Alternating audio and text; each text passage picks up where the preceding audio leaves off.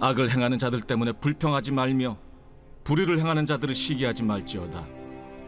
그들은 풀과 같이 속히 배임을 당할 것이며 푸른 채소같이 쇠잔할 것이미로다. 여호와를 의뢰하고 선을 행하라. 땅에 머무는 동안 그의 성실을 먹을거리로 삼을지어다. 또 여호와를 기뻐하라. 그가 내 마음의 소원을 내게 이루어 주시리로다. 내 길을 여호와께 맡기라. 그를 의지하면 그가 이루시고 내 의를 빛같이 나타내시며 내 공의를 정오의 빛같이 하시리로다. 여호와 앞에 잠잠하고 참고 기다리라. 자기 길이 형통하며 악한 꾀를 이루는 자 때문에 불평하지 말지어다. 분을 그치고 노를 버리며 불평하지 말라. 오히려 악을 만들 뿐이라. 진실로 악을 행하는 자들은 끊어질 것이나 여호와를 소망하는 자들은 땅을 차지하리로다. 잠시 후에는 악인이 없어지리니 내가 그곳을 자세히 살필지라도 없으리로다. 그러나 온유한 자들은 땅을 차지하며 풍성한 화평으로 즐거워하리로다. 자, 구호 한번 외쳐볼까요? 말씀대로 하면 말씀대로 하면 할렐루야. 기독교는 명상의 종교가 아닙니다.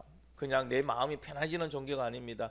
하나님의 언약의 말씀대로 하면 말씀대로 이루어지는 종교인 줄 믿습니다. 그래서 종교라고 말하지 않습니다. 진리라고 말합니다. 그리고 삶이라고 말합니다. 여러분, 오늘 좋은 말씀 들으러 오셨다면 포기하십시오. 생명의 말씀을 들으러 오신 겁니다. 그 말씀을 통해서 여러분이 변화되기를 소망합니다. 그 말씀을 통해서 여러분이 새 힘을 얻고 실제 그렇게 살아가기를 예수님의 이름으로 축원합니다. 자, 오늘 제목은요, 불평하고 시기할 필요가 없다는 제목으로 같이 은혜를 나누고자 합니다. 여러분, 한 주간 사셨잖아요. 사시면서 불평이나 불만의 말과 감사와 긍정의 말 중에 어떤 말을 많이 들은 것 같습니까? 여러분 귀에 들은 말 중에 불평과 불만이 많습니까? 감사와 긍정의 말이 많습니까? 정말요? 그 어느 세상이에요, 그게? 그게 어느 세상입니까? 혼자 계셔서 혼자 감사하고 했던 말만 들으시는 건가? 우리가 바깥에서 여러분 살다 보면은 불평과 불만의 말을 참 많이 들어요. 자, 그러면 이거를 우리에게 한번 적용해 볼게요. 여러분 한 주간 불평과 불만의 말을 많이 했습니까? 아니면 감사와 긍정의 말을 많이 했습니까? 할렐루야. 이게 우리 더 풍성 교회 가족들의 모습입니다. 할렐루야.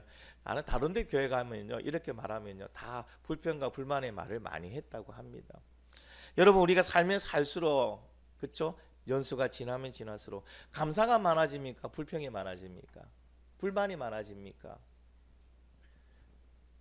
불평하고 불만이 많아지죠. 처음에 감사로 시작하죠, 그렇죠? 처음엔 딱 감사한데 살면서 자꾸 내 마음이 삐뚤어지는 건지 아니면 마음이 탁해지는 건지 감사보다는 불평이 더 많아지는 것을 볼 때가 있습니다.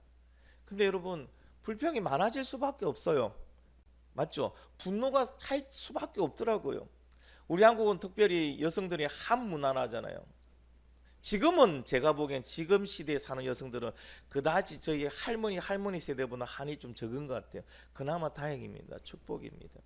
그러나 우리 어머니 세대들이 보면은 항상 이 가슴에 뭔가가 갑갑한 게 뭉쳐가 있는 거예요. 그러면서 잘하시는 거 있잖아요. 가슴 치면서 막 울시면서 가슴을 쳐. 왜? 가슴이 답답하다는 거예요. 그만큼 맺힌 게 많다는 거예요. 맺힌 게 많다는 게 뭡니까? 분노가 쌓였다는. 근데 이거를 터뜨리지 못하죠. 가부장적인 그런 제도에서 남편의 눈치 봐야 되고 자녀의 눈치 봐야 되고 할 건 다 해줬는데 권리는 못 누리니까. 그래서 여러분, 지금의 여성분들은요, 그 어머니 세대가 그렇게 누리지 못했던 걸 하나님이 누리게 하신 줄 믿습니다. 할렐루야. 그래서 여러분 감사하시기 바랍니다. 그런데 이런 분노가 왜 많아질까요? 시대가 가면 갈수록요, 사람들이 우울증에도 많이 걸리고요, 분노장애도 많이 걸립니다. 이전에는 없던 묻지마 살인도 많이 일어나잖아요. 아무 연관이 없어요. 그냥 가다가 저 얼굴 보니까 성질 난대. 왜? 그러니까 누구 닮았대요. 그래 성질 나가지고 가서 막 한 대 둑 때리고 그냥 가버리는 거예요. 때리면 괜찮죠. 칼로 찌르거나. 그러한 범죄들도 일어납니다. 그러니까 묻지마 범죄는 예방도 하기 힘들어요. 여러분 앞으로 길을 가실 때는요, 이 입만 가리지 마시고요, 눈만 내놓고 가셔야 돼요. 누구 닮았다고 성질 난다고 또 막 해코지하면 어떻게 합니까? 근데 왜 우리는 이렇게 불평과 불만, 분노가 많아질까요? 왜 그럴까요? 거긴 또 이유가 있어요. 다 나름대로 이유가 있어요. 세상이 그래 만들어 가고 있죠, 그렇죠? 주위의 여건들이 그래 만들어 가고 있습니다. 나는 안 그런데 주위에서 자꾸 나의 분노를 갖다가 자꾸 돋고 있습니다. 그래서 이 시대는요, 특별히 정신적인 질환을 가지고 있는 분이 많은 것 같아요. 제가 봐도요, 조선 시대보다는 지금이 물질적으로는 풍요하지만 정신적으로는 더 피폐한 것 같아요. 더 피폐한 것 같아요. 제가 새벽 예배를 나오기 전에, 새벽 운행하기 전에 다 준비하면 한 10분 정도 여유가 있어요. 그래서 그 시간에 뭐 하냐면 핸드폰으로 전날 뉴스를 들어요. 그래도 사회가 어떻게 돌아가는지를 알아야 되기 때문에 뉴스를 듣습니다.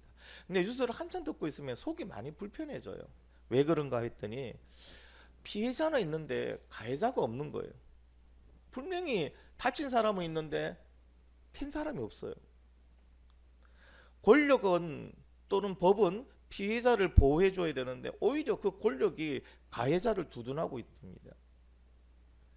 환자는 아파서 살려달라고 호소하고 있는데 정부도 의사도 서로 책임을 떠넘기고 있습니다. 그리고 나는 책임 없다고 합니다. 이런, 여러분, 우리가 뉴스를 듣고 있으면요, 그냥 분노 게이지가 점점점 올라가지 않습니까?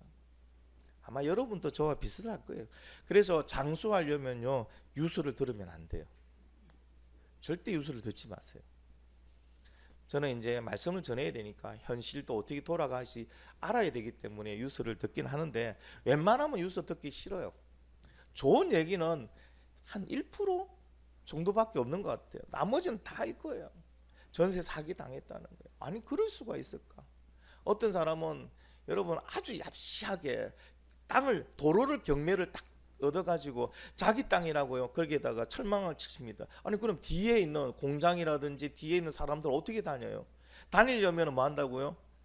사용료를 내랍니다. 근데 사용료가 엄청난 거예요.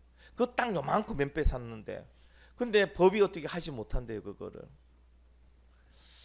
그러니 사람들 얘기가요, 법보다 주먹이 가깝다는 거죠. 분노가 올라오니까 그걸 법이, 국가가 못 해준다는 거예요. 법이 그렇다는 거예요. 그 법이 지켜주지 못하는 그 허점을 이 사람들은 노린 거예요. 그래서 그런 것만 나오면 경매받는 사람들이 있대요. 그 땅을 밟고 안 가면 못 가니까. 심지어는 저기 좀 외진데 시골에 공장이 많이 들어섰습니다. 그 이장이, 그 동네 이장이 여기 좋다면서 여기는 가면 하면 우리가 다 도와줄게. 그래서 거기 공장이 한 5개 들어갔는데요, 진입로는 딱 하나밖에 없어요. 근데 세상에 그 이장이요, 그 땅이 경매로 오니까 자기가 사가지고요, 사용료를 내라는 거예요. 울며 겨자 먹기시고. 왜? 아니, 물건은 나와야 되잖아요. 또 재료는 들어와야 되잖아요. 그러니까 몇백만 원을 내는 거예요. 근데 이래가지고는 회사가 망할 것 같아요. 국가에다 소송을 내고 호소를 했지만은 국가는 도와줄 수가 없대요. 왜? 그 땅의 주인이 주인으로서의 권리를 주장하기 때문에 어떻게 할 수가 없대요. 그러니 여러분, 우리가 분노할 수밖에 없습니다. 그런 걸 들으면 분노합니다. 그런데 여러분, 그 분노의 원인을 한번 분석해 보세요. 왜 우리가 분노하는가? 과연 내가 정의로운 사람이라서 그럴까요? 정의의 잣대를 가지고 분노하는 걸까요, 여러분? 아니에요. 분노의 원인을 쭉 살펴보면요, 기득권을 가지고 있는 자들이 싸우는 그 꼴을 보기 싫은 거예요. 맞죠, 그렇죠? 아니, 꼬라지가 보기 싫은 거예요. 그들이 하는 꼬라지. 내가 뭐 정의롭고 어려운 사람이 아니라도 그냥 꼬라지가 보기 싫은 거예요. 또 하나가 있죠. 나는 가지지 못했는데 가진 것들이 싸우니까요, 거기에 대한 불평이고 부러움으로 우리는 분노하고 있습니다. 왜? 아이씨, 나도 좀 가지면 좋겠는데 저것들이 가진 것끼리 더 한다고. 그러면서 은근히 그들을 뭐 합니까? 시기하는 거예요. 거기서 나오는 분노예요. 만약에 우리나라의 법과 제도가 완벽하게 잘 돼 있어요. 그래서 어떤 일이든지 100% 공평하게 처리한다면은 아무도 분을 낼 필요가 없겠죠. 공평하게 처리될 거니까. 근데 문제가 뭡니까? 그렇지 않다는 거죠. 왜 우리가 분노하느냐? 이미 사회가, 법이, 권력이 이런 불공평한 것을 바로 잡을 수 없다는 것을 우리는 알고 있기 때문입니다. 그러니까 어디에도 의지할 데가 없다는 거예요. 거기에 대한 상실감에서 나오는 또한 분노라는 겁니다. 그래서 이 시대는요, 사람들이 분이 많아요. 그래서 말할 때 조심하셔야 돼요. 혹시 층간 소음 때문에 가셔도요, 상냥하게 말해야 돼요. 안녕하세요, 밑에서 왔는데요, 너무 시끄럽네요. 웃으면서 얘기해야 돼요. 여러분, 주차 시비가 걸려도요, 절대 썩내면 안 됩니다. 내가 잘했다도 죄송하네요, 어떡하지요? 왜? 거기서 내가 말을 좀 세게 하거나 인상을 험하게 쓰잖아요. 뭐가 올지 몰라요. 층간 소음 다툼하다가 집에 가서 이상한 거 들고 와서 목숨을 끊어버리는 그런 경우 있죠, 그렇죠? 여러 가지 있습니다. 우리가 생각하기 이게 그럴 정도는 아닌데 싶은데 사람들은요, 분을 참지 못해서 홧김에 그러한 범죄를 저지르게 되더라고요. 그런데 오늘 시편의 이 다윗은요, 우리에게 말을 합니다. 악을 행하는 자들 때문에 불평하지 말고 불의를 행하는 자들을 시기하지 말라. 아니, 지금 세상이 돌아가는 게 보면은 불평하고 불만만 나오는데 하지 말래요. 그리고 불의를 행하는 자들을 시기하지도 말라고 합니다. 왜 그럴까요? 다윗은 왜 하지 말라고 우리에게 얘기하는 걸까요? 거기에는 그만한 이유가 있습니다. 하나님이 다윗을 통하여 우리에게 말씀해 주신 불평하지도 말고 시기하지도 말라는 그 말씀의 의미를 같이 알아보고 은혜 받는 귀한 시간 되기를 바랍니다. 자, 다윗은요, 오늘 본문 말씀 보니까 1절과 7절과 8절에서 불평하지도 말라고 우리에게 권면하고 있습니다. 그러면 단어를 찾아볼게요. 우리 불평이라는 이 단어, 여러분 많이 들으셨죠? 불평이라는 단어가 무슨 뜻이에요?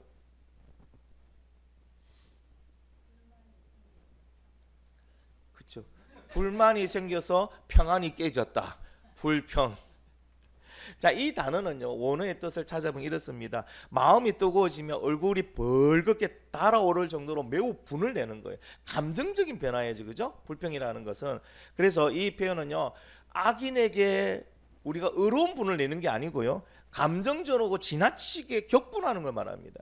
그러니까 의로우니까, 내가 의로운 사람이니까 아, 저건 아니야. 마치 일제가 우리나라를 차지하고 있는 거 보면서 저거는 바른 모습이 아니하고 독립운동하는 것이 아니고요, 그냥 내 마음이 불편한 거예요.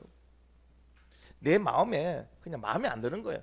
그래서 감정적으로 지나치게 격분내는 거, 분을 내는 그 모습이 불평이라고 합니다. 근데 하나님께서는 이 불평을 뭐라고 말했는지 아십니까? 에베소서 4장 31절 같이 한번 읽어보겠습니다. 시작.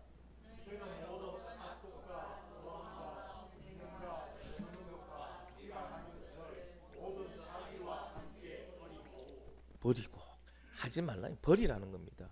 모든 악의와 함께. 그러니까 이게 전부 다 악과 같다는 거예요. 우리에게 있어서는 우리에게 도움이 안 된다는 겁니다.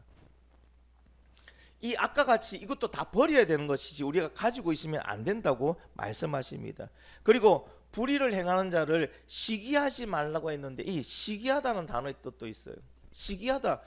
여러분, 시기가 왜 합니까? 왜 시기합니까? 우리 여성분들 좀 전문 단어죠, 그죠? 왜 시기합니까? 왜 옆에 사람을 시기하세요? 그렇죠, 부러워서 그래요. 시기한다는 것은 몹시 부럽다는 거예요. 우리가 그래서요, 악한 사람들의 행동이나 그들이 되는 걸 보고 막 분노하잖아요. 분노의 그 안에 가면은 시기라는 게 있어요. 부럽다는 거예요. 나도 못하는데 네가 이 나쁜 놈이 그런 걸 왜 누려? 이런 의미예요. 정말 말하자면은 웬 사기꾼이 벤츠를 타고 다닙니다. 그것도 최고 고급 벤츠를 타고 다닙니다. 그러면 어떻게 합니까? 분노합니다. 저 악한 놈이 저런 걸 탄다고. 근데 그 마음 한 구석에 뭐가 있다고? 부러워요. 나도 저거 타고 싶은데 저는 나쁜 놈은 타는데 왜 나는 못하지? 그런 게 같이 섞여 있다는 겁니다. 그래서 우리가 하나님은요, 우리에게 분내지 말라는 거예요. 버리라는 겁니다. 결국 악을 행하는 자들에 대한 불평 또는 분노는 그들을 불우하는 마음이 또 안에 살아고 있다는 겁니다. 악인이 악한 일을 하는 거 보고 우리는 분을 내는 게 당연하다고 생각하시죠, 그렇죠? 왜? 악한 거에 대한 분을 내는 거는 당연하다. 불의에 대한 분을 내는 건 당연하다고 얘기를 합니다. 그런데 그 분노의 내면을 보면은 진짜 내가 정의로워서 정의를 행하기 위해서 의로워서 의인이기 때문에 내는 분노는 없습니다. 거의 없습니다. 그냥 사회에 대한 불신, 불만, 불평 이것이 분노로 그냥 나오는 겁니다. 그래서 우리가 내는 분노는 하나님께 영광이 될 만한 게 하나도 없다는 거예요. 그러니까 하나님이 기뻐하실 만한 게 하나도 없어요. 그렇기 때문에 분을 버리라 하는 거예요. 성경 말씀에도요, 의의 분도 하나님이 그 하나님의 마음으로 분을 가지는 그 의의 분도 해가 지기 전까지만 가지고 해가 지고 나면 버리라고 됐어요. 분 자체는요 위험합니다. 마치 불씨와 같다는 거예요. 우리 몸을 전체로 살아버릴 수 있어요. 악으로 죄로 확 불태워버릴 수 있기 때문에 분을 버려라. 분은 감정이잖아요. 이미 폭발한 감정이잖아요. 그래서 그런 분노를 버려라. 여러분 분이 막 차오르면 어떻게 하면 될까요? 슬기로운 방법을 좀 가르쳐 주세요. 막 이제 뭐 뚜껑이 열리기 직전입니다. 어떻게 할까요? 잠이 옵니까? 그래도 잡니까? 고난이던데. 분이 왔는데 잠이 오질 않을 건데 잠을 주무시고. 또 쉬운 방법 좀 가르쳐 주세요. 분이 오면 어떻게 될까요? 그렇죠. 그 자리를 피하는 거예요. 일단은 그 자리를 피하는 거예요. 그리고 분이 사그라들고 감정적으로 평안해졌을 때 하나님께 기도하고 다시 와야 돼요. 분이 막 올라왔을 때는 어떤 행동도 말도 해서는 안 돼요. 후회하게 되실 거예요. 자, 그리고 다윗은요 불평과 시기를 하지 말라는 이유에 대해서도 얘기를 해줍니다. 첫 번째는요, 그 악한 사람들은 결국 망하기 때문에 그들에 대해서 분낼 필요도 없고 불평할 필요도 없고 시기할 필요도 없다는 겁니다. 2절 말씀 같이 한번 읽어보겠습니다. 시작.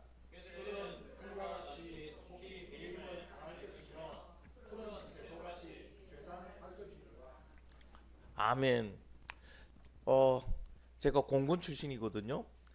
다른 분들은 제가 공군에서 군복무를 했다니까 와 비행기를 뭐 수리했니 탔니 막 하는데 뭐 그런 부서도 있어요. 저는 정비부서니까 저는 직접 비행기도 만지고 탑니다. 그런데 그렇게 정비부서에서 비행기를 직접 만지는 아이들은 거기 근무하는 사람들은 공군 중에서도 한 20%도 채 안 돼요. 그러면은 군 복무하는 동안 타이어만 닦는 애는 타이어만 닦아요. 막 비행기를 밀고 다니는 밀고만 다녀요. 그러면 공군들이 제일 많이 하는 작업이 무엇이냐? 풀 깎는 작업이에요. 할줄가 늘어잖아요, 그렇죠? 저희는 4천 비행장인데 우리는 복선 할주로거든요. 할주로가 2개 있어요. 그러다 보니까 그 주위로 풀들이 많이 자라면요, 거기에 새들이 집을 짓고 알을 낳으면 안 되거든요. 그러면은 비행기가 날아갈 때 새들이 빨려 들어가면은 그 고가의 비행기가요 이게 추락을 하거나 파괴가 되기 때문에, 그렇기 때문에 공군에만 있는 유일한 특기도 하나 있습니다. 배트맨 특기가 있어요. 할줄에서 공포탄 쏩니다. 왜? 비행기가 날아가기 전에 새들을 쫓아내는 작업이에요. 그래가지고 왜 수류탄도 소리만 요란하게 나는 수류탄이 있어요. 그런 것 던지고.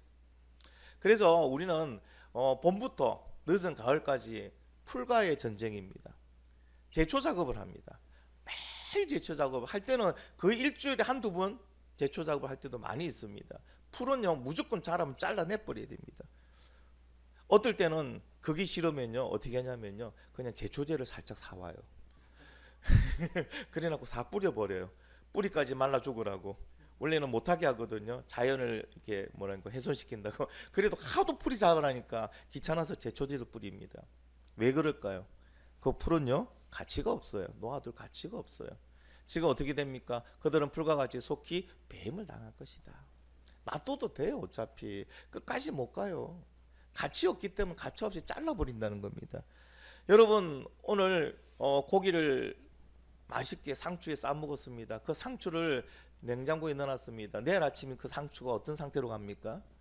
끝이 살짝 녹아 들어가죠, 그렇죠? 여러분 채소라는 게 푸른 채소라는 게 오래 못 가더라고요. 그만큼 싱싱하기 때문에 빨리 상하더라고요. 이와 같이 어떻게 푸른 채소가 어떻게 세잔할 것이다. 그냥 놔둬도 그들은요 그렇게 없어져 버린다는 거예요. 근데 그들을 보고 왜 너는 불평하고 분노하느냐, 뭐 그것 좋다고 또 부러워하느냐 할 필요가 없다고 얘기를 합니다.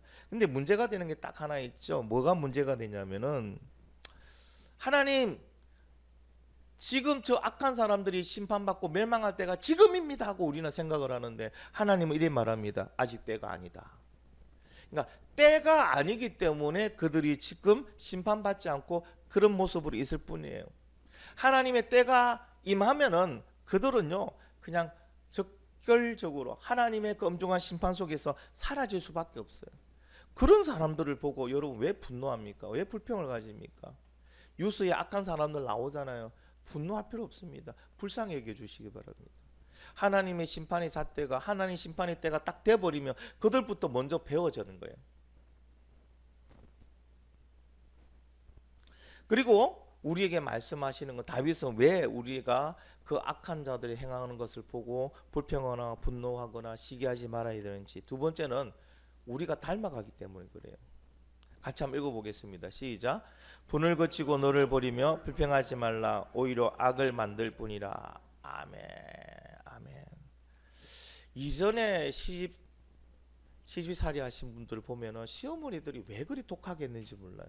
같은 여자인데 왜 여자끼리 독하게 하는지 도저히 이해가 안 가요.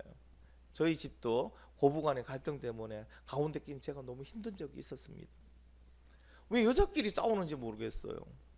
마치 잘해 주실 것 같은데, 그래서 결혼만 하면은 거의 뭐 제 와이프를 딸처럼 키워줄 것처럼 그렇게 하셨던 분이 갑자기 돌변하셔가지고 이전에 우리 할머니에게 받았던 대로 하시는 거예요. 저희 어머니께서. 저도 그런 모습 처음 봤습니다. 늘 욕하셨거든요. 늘 할머니 그 시집살이 시집시키고 막 못 살게 굽던 거 막 욕하시던데 그분이 욕한 그대로 또 하고 있어요. 그러니까 여러분 우리가 악한 사람들을 막 욕하고 분내고 불평하는 거 하지 말라는 게 그렇게 하면서 나도 뭐 한다고요? 따라가고 있다는 거예요. 그러니까 그걸 갖지 마세요. 나쁜 사람 나오죠. TV에 나오죠. 뉴스에 나오죠. 그러면 주여 저 불쌍한 인간 어떻게 할까요? 불쌍히 여겨주시고 오히려 기도해 주시기 바랍니다. 그래야 사회가 더 좋아지죠. 그 나왔다고 같이 욕하고 안 믿는 사람처럼 같이 삿대질하고 욕하고 저 죽일 놈 살릴 놈 그러지 마시기 바랍니다. 그래봤자 내 입만 더 더러워지고 하나님이 분을 버리라 했는데 그 분을 갖고 있으므로 하나님의 말씀대로 하지 않는 그런 불순종의 죄를 짓고 나도 뭐가 돼간다고요? 악인이 돼가는 거예요. 여러분 막장 드라마 좋아하시죠? 이상하게 막장 드라마가요 끝에 가면 시청률이 엄청 높아져요. 저도 이전에 막장 드라마를 보면서 깨달은 새로운 사실이 있습니다. 드라마를 실제로 착각하고 있더라고요. 저도 드라마를 보면서 그 왜 악역으로 나온 사람 보면요 괜히 속에서부터 부글부글 끓어요. 그냥 드라마를 보면 되는데 드라마인데 드라마를 보면서 안에서 부글부글 끓어요. 그러면서 막 속으로 막 분을 내고 있는 거예요. 근데 왜 그래 분을 낸지 아십니까? 내 모습을 보는 것 같거든요. 그러면 더 쑥이 나는 거예요. 꼴 보기 싫은 거예요.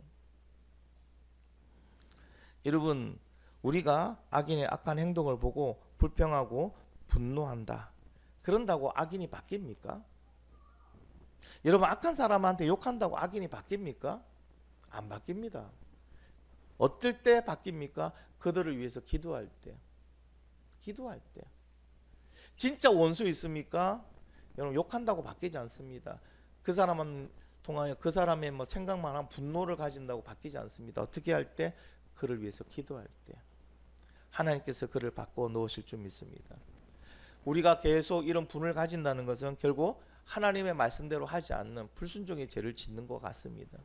여러분 불순종의 죄를 짓지 마시고 분노, 불평, 불만 모든 것을 다 버리는 저와 여러분이 되길 간절히 바랍니다. 그러면 중요한 것은 뭘까요? 뭐 악한 사람이 어떻게든 상관없잖아요. 어차피 그들은 망할 건데, 그렇죠? 그들은요 풀이 베이는 것처럼 순식간에 어느 순간에 싹 베이고 다 없어질 거예요. 그럼 중요한 것은 우리죠. 나 자신이죠. 하나님이 우리에게 바라시는 삶의 모습은 어떤가? 그 삶대로 나는 살아가고 있는가가 중요하지 않나요? 다른 사람이 뭐 중요합니까? 하나님 앞에 나는 제대로 살고 있는가? 그걸 봐야죠. 그래서 다윗이 우리에게 얘기합니다. 하나님께서 우리에게 바라시는 모습은 어떤 것이다 하고 얘기를 해주는 거예요.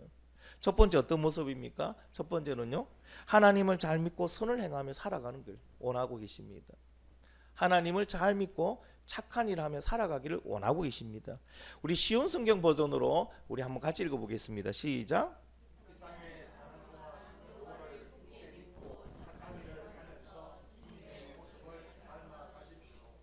아멘.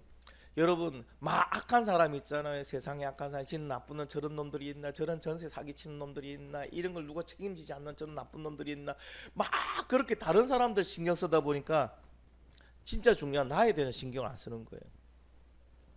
나는 하나님 앞에 어떻게 살고 있는지를 신경을 안 쓰는 거예요. 마치 여러분 다 나쁜 놈들 막 욕하다 보니까 나는 착한 사람이 된 것처럼 생각을 하는 거예요. 여러분, 나쁜 사람 욕한다고 내가 착한 사람 되는 거 아닙니다. 하나님 앞에 나를 봐야죠. 중요한 나를 봐야죠. 나는 과연 하나님을 잘 믿고 하나님 말씀대로 착한 일을 하며 살아가는지, 하나님 보시기에 나도 저 나쁜 놈처럼 그렇게 보이지는 않을지 점검하셔야 돼요. 그래서 우리는 우리의 삶을 통해서 믿음의 선한 열매를 많이 맺어야 됩니다. 나를 거룩한 산 제물로 드리라는 얘기가 무슨 얘기예요? 우리 여러분 예배 오실 때 빈손으로 오시면 안 됩니다. 헌금 많이 내라는 얘기가 아니에요. 빈손으로 오면 안 돼요. 왜? 나를 거룩한 산 제물로 드려야 되잖아요. 제물이라는 뭔가 가져와야 되는데 이게 뭐다? 삶의 열매예요.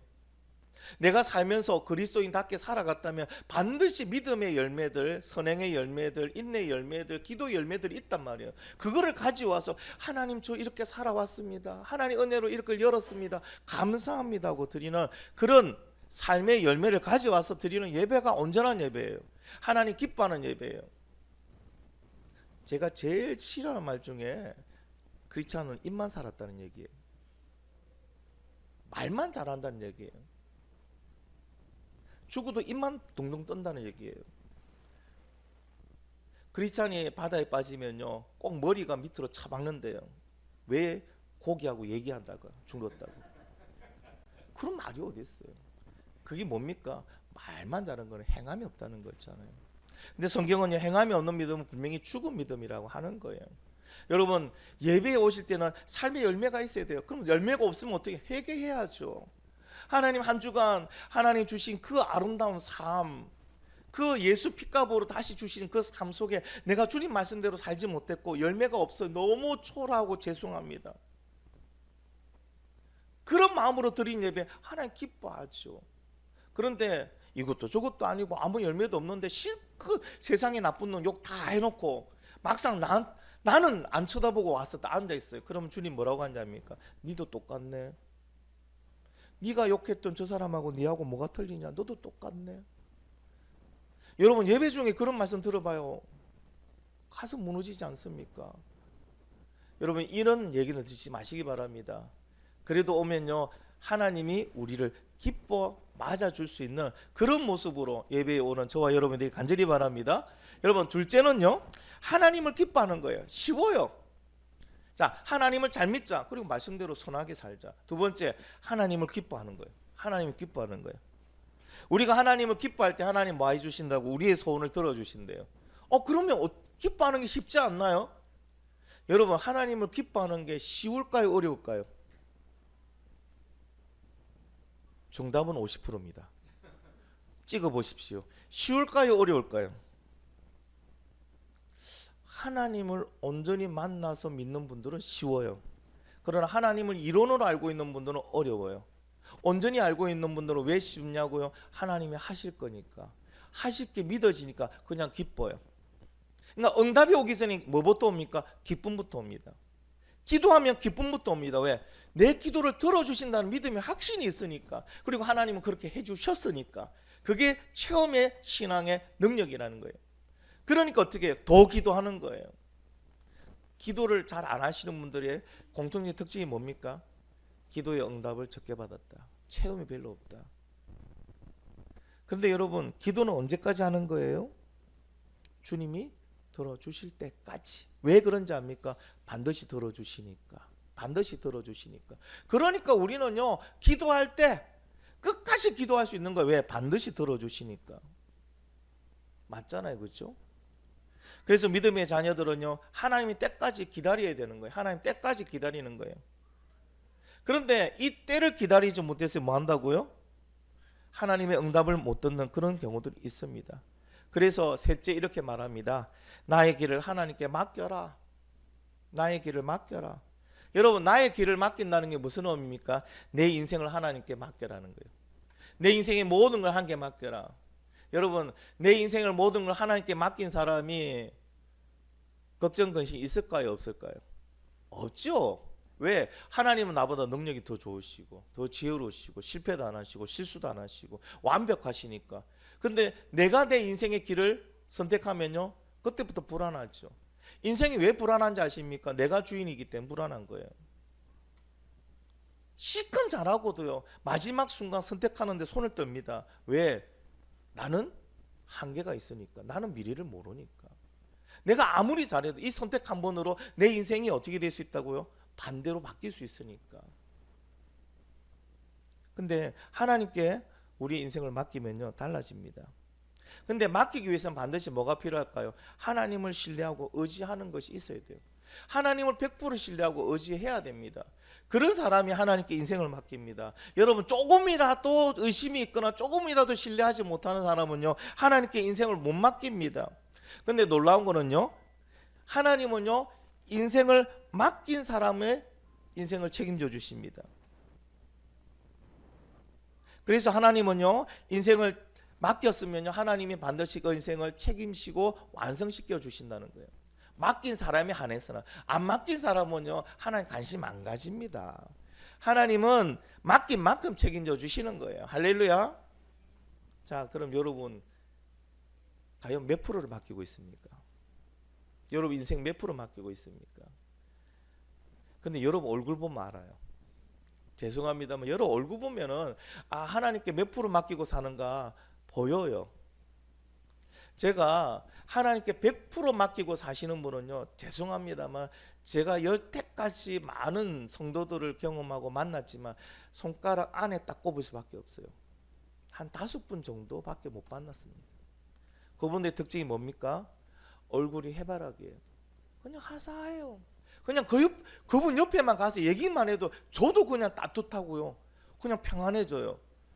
근데 그분이 뭐 모든 게 잘 되고 뭐 금수저고 모든 환경이 좋아서 그런 게 아니더라고요. 왜 그럴까요? 내 인생을 100%다 맡겨 놓으니까 근심 걱정이 없어요. 항상 감사 기쁨이 넘쳐요. 그러니까 얼굴이요, 여러분 성형 안 해도 됩니다. 하나님께 100% 맡기고 인생 살아가시는 분은 감사 기쁨이 넘치면요, 성령이 성형을 시켜줍니다. 피부가 달라집니다. 광채가 납니다. 동안이 되더라고요. 동안이 되는 은혜가 있기를 축원합니다. 맡기세요. 왜 하나님께 못 맡길 이유가 뭐 있습니까? 여러분, 하나님 실패하신 건 들어보셨어요? 말씀으로 천지를 창조하신 분이에요. 맞죠? 홍해를 가르신 분이에요. 만나와 매출하기 40년 동안 공부하셨던 분이에요. 그분이 내 인생 하나 책임 못 주실 그런 분이 아니잖아요. 여러분, 하나님께 맡기시기 바랍니다. 맡기는 인생이 제일 행복합니다. 근데도 우리는요, 끝까지 말 안 듣고 들고 갑니다. 자, 보세요. 오늘 예배 가운데도 맡기라니까 하나님께 맡기겠습니다 했는데 예배 마치고 문 열고 나가면 자기 짐 들고 나가시는 분이 한두 분 계신다니까요. 가면 안 돼요. 다 맡기고 가시기 바랍니다. 자, 네 번째는요, 어떻게 살기를 원하시나? 넷째는요, 믿음 안에서 잠잠히 인내하고 하나님을 기다리라는 거예요. 자, 맡겼는데 문제가 뭐냐면은 이게 안 되는 거예요. 믿음 안에서 잠잠히 인내하고 기다리면 하나님이 다 알아서 해주는데, 문제는 내가 그때까지 못 기다린다는 거예요. 우리 한국 사람들한테 물어봅니다. 40일 금식 기도하는 거하고 1년 동안 매일 금식, 아침 금식 기도하는 거, 어느 게 더 힘들까요? 어느 게 더 힘들까요? 힘들긴 둘 다 힘듭니다. 안 해보셨지요? 둘 다 힘듭니다. 그런데 40일 금식 기도하는 거와 1년 동안 매일 아침 금식 기도하는 것 중에 어느 것이 더 끝까지 하기가 쉬울까요? 어느 게 더 끝까지 해낼까요? 우리는 1년 아침 함께 하는 게 너무 쉽지 않나? 근데요 40일 금식 기도하는 게 더 완성도가 높아요. 더 많이 이걸 해냅니다. 단기간은 잘해요. 한국 사람들 특히 단기간 바짝 하는 건 잘합니다. 근데 문제는 뭐냐? 장기간 조금씩 계속 해가는 거는 잘 못하더라고요. 우리는 믿음 안에서 인내하고 하나님 때까지 기다리면 하나님이 알아서 해줄 건데, 문제가 뭡니까? 하나님의 형통의 길을 열어주기 직전에 못 기다리고 그냥 일어나 버리는 거예요. 그냥 가버리는 거예요. 내 뜻대로 해버리는 거예요. 그래놓고 하나님께 이래 말합니다. 기도해도 하나님 안 들어주시대. 하나님 너무 억울하시대요. 내일 그 길 이미 열어주겠다고 사인하고 다 끝났는데 그 전날 네가 떠나가놓고 하나님 원망하는 거예요. 기도해도 안 들어주시대. 기도했다면은 하나님이 하시는 거 믿고 우리는 끝까지 기다려야 됩니다. 여러분, 하나님을 믿는다면 우리가 끝까지 기다리지 못할 이유가 있다 없다? 없죠.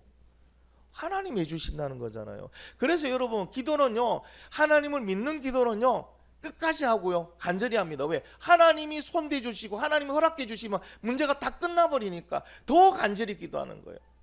근데 믿음 없는 기도, 특별히 여러분 우상에게 하는 기도 있잖아요. 이름 알지도 못하는 신들에게 가서 막 기도하는 거는요 열심으로 합니다.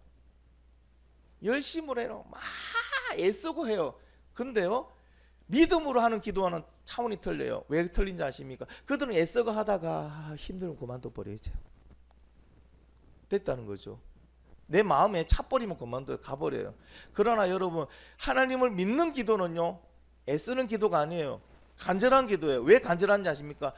만나면 해결되고 주님이 허락만 하면 해결되니까 그 주님이 허락 떨어질 때까지 간절하게 끝까지 기도하는 거예요.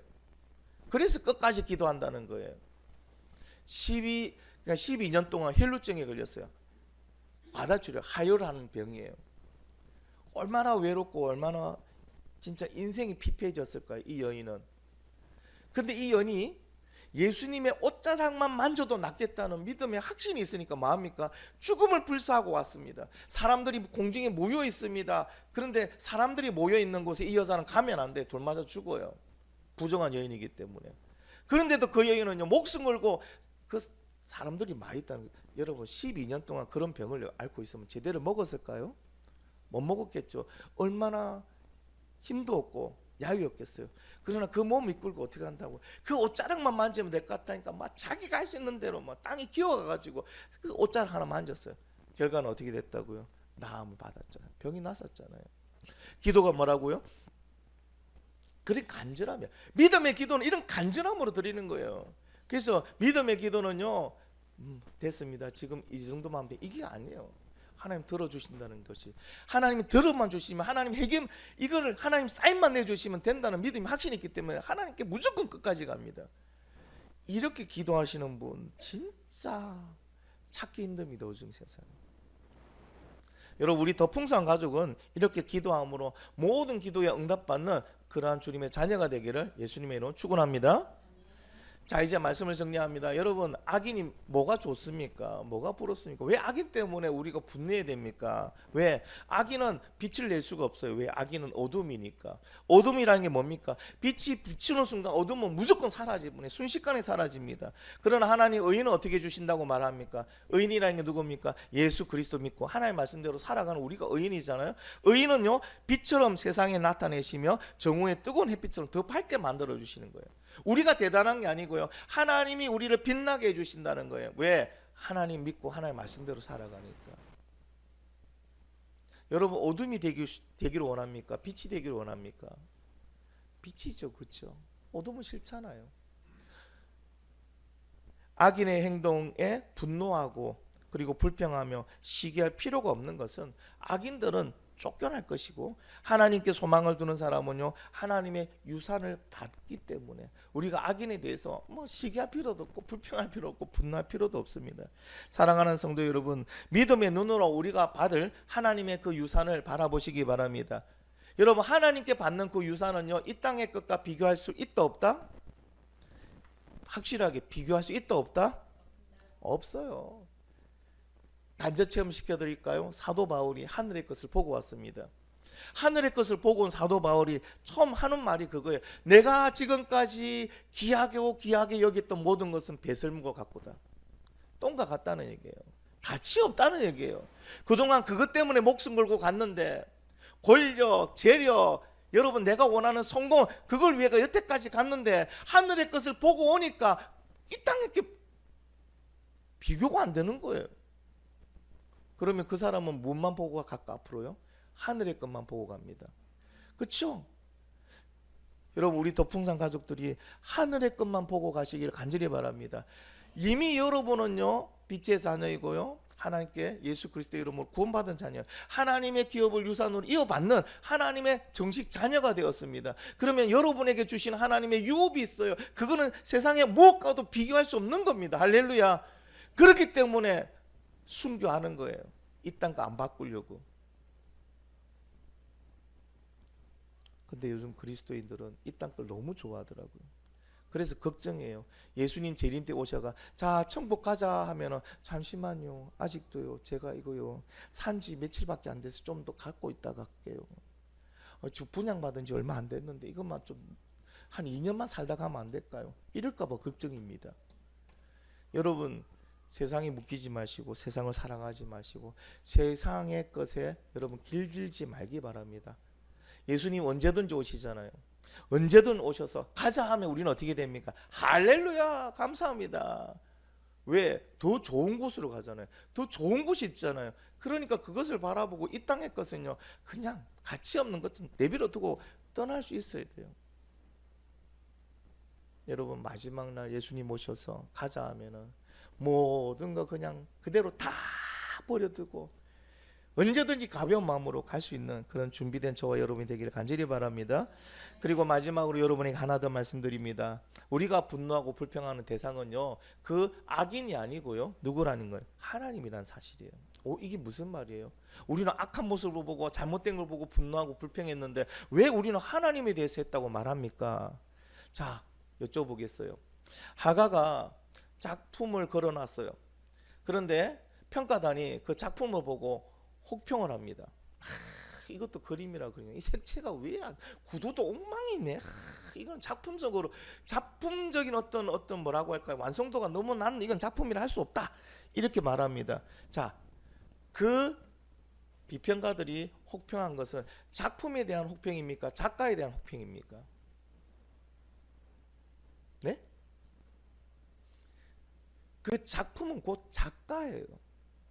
작가에 대한 혹평이라는 거예요. 여러분 세상의 모든 일은 누가 계획하십니까? 좀 큰 소리로 얘기해 주시면 너무 감사하겠습니다. 그렇지요. 이 세상 모든 주인이고 모든 주권은 하나님께 있고요. 모든 계획은 누가 하신다고요? 하나님께서 하십니다. 그러면 세상에 일어나는 일을 보고 분노하고 불평한다는 것은 결국 누구에게 하는 것과 같습니까? 좀 크게 말씀해 주시면 제가 열심히 한번 말씀을 전해 보겠습니다. 누구에게 하는 것 같아요? 하나님. 그럼 불평하면 돼요, 안 돼요? 불만하면 돼요, 안 돼요? 안 돼요. 그냥 우리는요 하나님 때에 맡기면 돼요. 공의와 정의 하나님께서요 하나님의 때에 완벽하게 그것을 정리하십니다. 할렐루야. 우리는 하나님께서 하심을 믿고 하나님께 맡기고 하나님을 기뻐하며 살아가면 돼요. 하나님이 원하시는 거 이거예요. 괜히 우리가 정의롭지도 않은데 정의로운 척 불평하고 불만하고 시기하지 마시고 하나님 때에 하나님이 하신다는 믿음을 가지고 하나님을 바라보시고 모든 것에 그냥 우리는 하나님 이끌어 주시옵소서, 하나님의 뜻이 이루어지게 하여 주시옵소서 하고 하나님께 맡기고요 하나님을 기뻐하며 살아가면 됩니다. 여러분 이 땅에 살아가는데 돈을 기뻐하지 마시기 바랍니다. 분양받은 아파트 기뻐하지 마시기 바랍니다. 새로 산 차 기뻐하지 마시기 바랍니다. 싸게 경매로 뭐 얻은 땅 그런 걸 기뻐하지 마시기 바랍니다. 우리가 기뻐해야 될 건 뭡니까? 하나님을 기뻐하는 거예요. 할렐루야. 하나님의 무엇을 기뻐합니까? 하나님의 하실 것을, 하나님이 주신 그 하늘의 유업을 기뻐하며 살아가기를 간절히 바랍니다. 그럴 때 하나님이 우리에게 뭘 주신다고요? 언약하신 대로, 약속하신 대로 이 땅에서도 하나님의 축복을, 하나님의 약속을 누리며 살아가게 하실 줄 믿습니다. 여러분 더 이상 이 땅의 것을 보고 불평하고 불만하고 시기하지 마시고 하나님의 말씀대로 하나님을 기뻐하며 하나님께 영광 돌리는 그런 삶을 사는 저와 여러분이 되기를 예수님의 이름으로 축원합니다. 우리 한번 같이 기도하겠습니다.